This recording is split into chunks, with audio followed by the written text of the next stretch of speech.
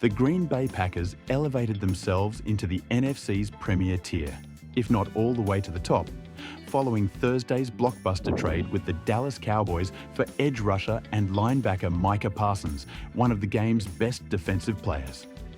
One news cycle is all it took for Packers fans from Kenosha to Eau Claire to start having Super Bowl dreams, rightfully so.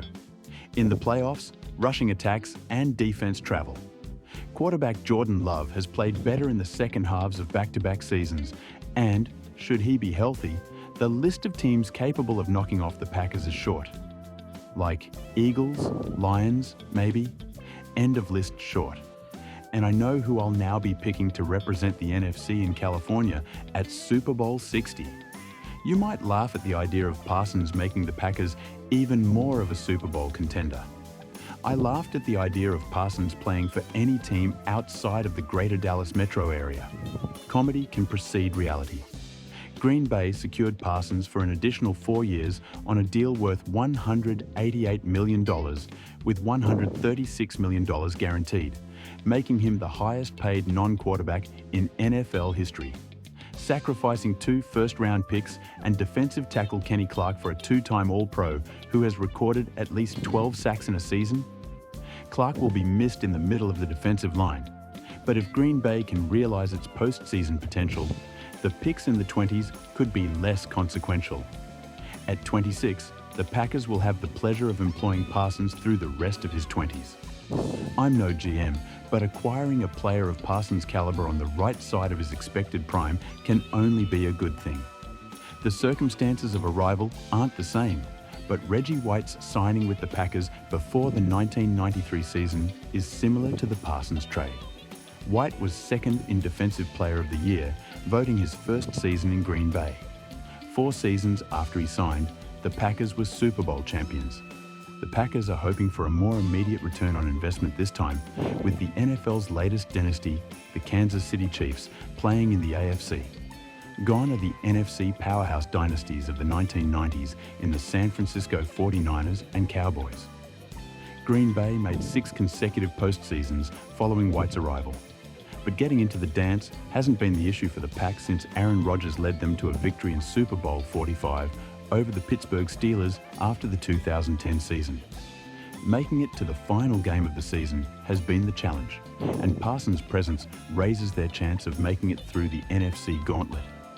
The production won't happen immediately, since Parsons is apparently nursing some sort of back ailment. A negotiating tactic with Dallas, perhaps, and sat out training camp. The Week 2 Thursday night football game between the Packers and Commanders is now that much juicier. Famously, the Packers do not have a singular owner, or ownership group, which may be a welcome development for Parsons and his representation in the wake of his contract dispute with Jerry Jones and the Cowboys front office that played out publicly and, clearly, didn't end well. Kudos to Packers general manager Brian Gutekunst for pulling off the deal amid the scrutiny of social media narratives and a franchise legend openly messing around online. Turns out manifestation is a powerful tool. Ed Policy, the franchise's new CEO who took over for Mark Murphy last month, deserves credit for allowing Gutekunst to spend that type of resources, surrendering quarterback-level compensation in the process. Love is on a mega extension. Offensive lineman Zach Tom signed a big deal this offseason, and Josh Jacobs and Xavier McKinney were brought in as free agents prior to last season. The front office has identified a window and is going for it. Ask a Cowboys fan, or a Mavericks fan, sorry Dallas, that's not always the case. If Parsons can replicate his production over the next 4 seasons, 52.5 sacks, he'd be 10th on the all-time Green Bay sack list. Defensive coordinator Jeff Hafley, entering his 2nd season in Green Bay, should be doing backflips on the tarmac at Austin Straubel International Airport to greet Parsons and thank him for the immediate augmentation he provides to the Packers' pass rush. The Packers tied for 6th in sacks as a team last season with 45. They were middle of the pack with 94 quarterback hits and toward the bottom of the league in sack percentage, 7.4. But Parsons joining up with Rashan Gary, Edgerrin Cooper, and Lucas Van Ness is problematic for play callers in the stacked NFC North and beyond. Compared to the Packers, the Eagles still have the better roster.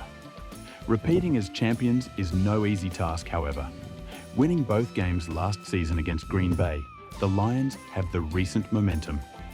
The Commanders, run game defense, and Rams, Matthew Stafford's back, have question marks. If pre-week 1 thoughts are meant to be intrusive, let this one float in the cranial membrane for a moment. The Packers are going to the Super Bowl.